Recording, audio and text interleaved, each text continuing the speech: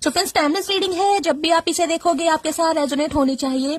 अगर आपके पर्सन को आपसे कुछ कन्फेस करने का मौका मिले तो आपके पर्सन आपको क्या कन्फेस करना चाहेंगे, कौन सी ऐसी बातें हैं जो ये आपको बताना चाहते हैं लेकिन कभी नहीं बता पाए। लेट्स सी ये इंसान गाइस क्या कन्फेस आपके सामने करना चाहेंगे।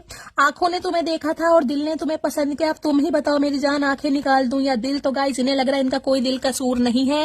ये कहीं ना कहीं आंखों से आपकी मुलाकात हुई और वो मुलाकात इनके दिल तक पहुंच गई, यानी दिल पे दिमाग पे आपने कब्जा कर लिया। अब इन्हें समझ नहीं आ रहा कि इनके दिल का कसूर है या इनकी आंखों का कसूर है। अकेले होना और अकेले रोना इंसान को बहुत मजबूत बना देता है। तो गाइस इन्हें पता है आपने इन्हें बहुत ज्यादा प्यार दिया है, लेकिन ये हो सकता है आपको उतना प्यार नहीं दे पाए।